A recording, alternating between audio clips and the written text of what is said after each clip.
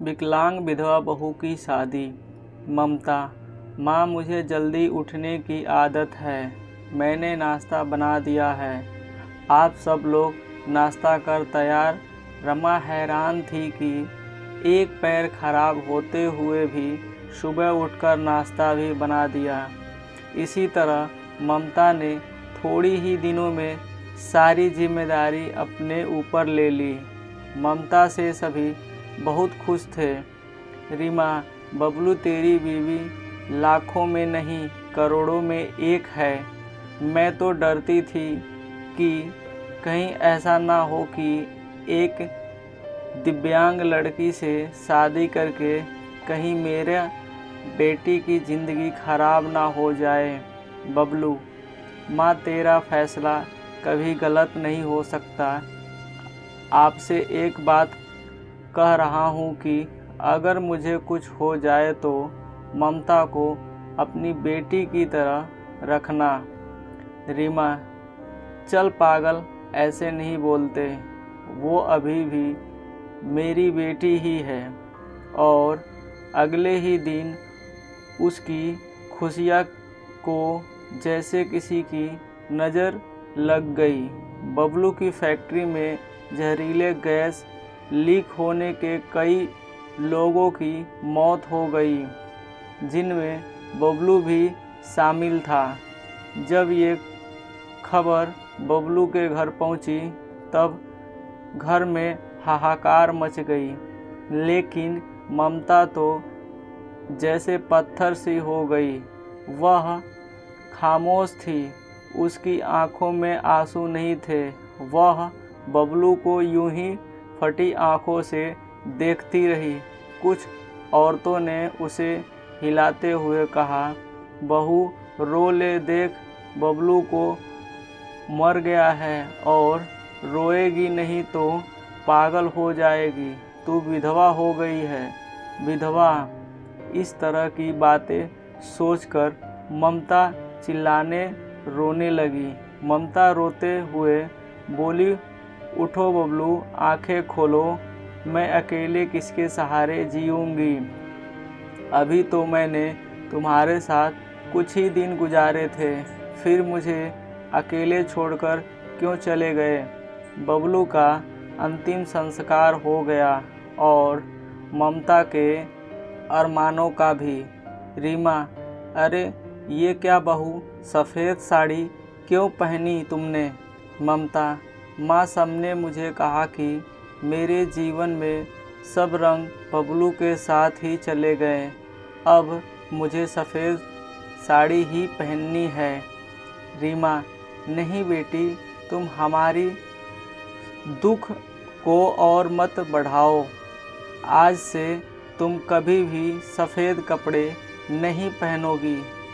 दिन और महीने यूं ही शोक में गुजर गए।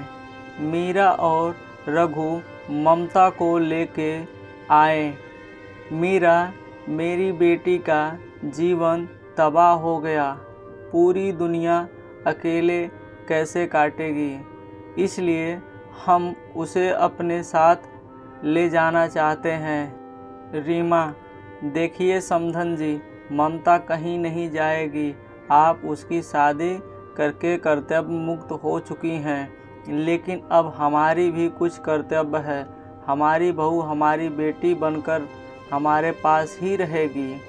ये कहते हुए रीमा ने ममता को गले से लगा लिया। दिनेश: हाँ समधन जी, रीमा सही कह रही है।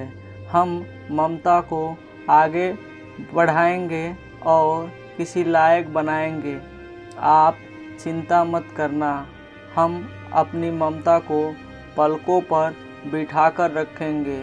ममता: माँ, बाबूजी, बबलू इनके इकलौते बेटे थे। अब वो नहीं हैं, तो ऐसे में भी इनको छोड़कर चला जाऊं, ये सही नहीं है। मैं इनके पास रहकर ही इनकी सेवा करना है। ममता के माँ बाबूजी चले जाते हैं। अब ममता अकेली थी। उसने अपना सारा ध्यान पढ़ाई में लगा दिया। ऐसे में उसकी मुलाकात धनंजय से हुई, जो समय समय पर ममता की पढ़ाई में मदद करता था। धनंजय दिनेश के दोस्त का सबसे अच्छा बेटा था। उसका काम के सिलसिले में बबलू के पिता के पास आना जाना लगा रहता था। धनंजय इंजीनियर था और बड़ा ही शालीन स्वभाव का संस्कारी लड़का था। चारों तरफ औरतें बातें बनाने लगी। एक औरत बोली, अरे देखो कैसी विधवा है, ये सफ़ेद साड़ी नहीं पहनती, पति का जरा भी दुखी नहीं है। तो दूसरी बोली, बन संवर कर कॉलेज जाती है, बेचारी रीमा और दिनेश का तो बुढ़ापा ही खराब है। तीसरी औरत ने कहा, पहले इस लड़के का घर में आना जाना ठीक था, लेकिन अब बबलू नहीं है तो इसे जवान विधवा बहू के घर नहीं आना चाहिए। लेकिन ममता को किसी की बातों से कोई फर्क नहीं पड़ता था, क्योंकि उसके पास ससुर उसके साथ थे।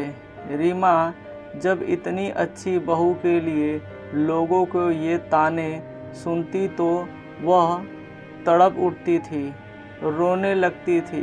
ममता ने अपनी मेहनत से बीएड कर लिए और विकलांग कोटे में वह एक शिक्षिका के रूप में नियुक्त हो गई। रीमा सुनो बबलू के पापा, हमारी ममता अब एक टीचर बन गई है। लोग ना जाने उसे कैसे कैसे ताने देते हैं। हमें अब उसकी शादी कर देनी चाहिए। दिनेश, सही कह रही हो रीमा, विधवा है, अनाथ नहीं, जो लोग की उल्टी सीधी बातें सुनेगी। हम अपनी बहू की शादी धूमधाम से करेंगे।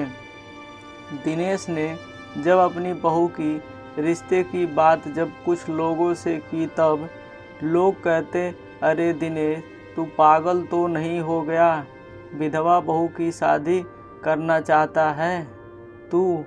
दिनेश, हाँ मैं उसकी शादी करना चाहता हूँ, उसकी ज़िंदगी से विधवा शब्द हमेशा के लिए मिटाना चाहता हूँ।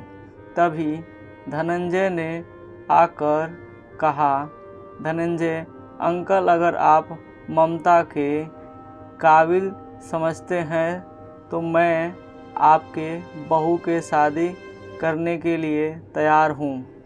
दिनेश, धनंजय तुम? धनंजय, हाँ मैं। दिनेश, मुझे यकीन नहीं हो रहा है कि मेरी बेटी तुम्हारे जैसे लायक और होनहार बेटा पसंद करेगा। मुझे तुम पर गर्व है। मैं ये शादी के लिए तैयार हूँ बेटा।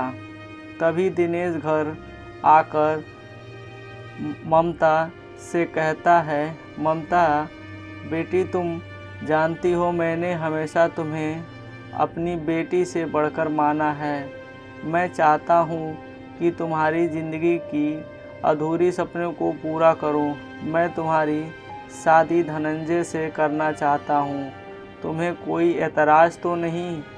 ममता, पिताजी, बबलू की जगह शायद ही मैं किसी को दे पाऊँ, लेकिन आपके जो मेरे लिए किया है वो कोई नहीं कर सकता। आपका फैसला मेरे सराखों पर, जैसा आप कहें मुझे मंजूर है। और फिर ममता और धनंजय की धूमधाम से शादी हो गई और सब खुशी से रहने लगे। दोस्तों, अगर वीडियो पसंद आई हो तो कमेंट बॉक्स में ज़रूर बताएं। चैनल पर नए हो तो चैनल को सब्सक्राइब करना ना भूलें। वीडियो पूरा देखने के लिए आप सभी का बहुत बहुत धन्यवाद।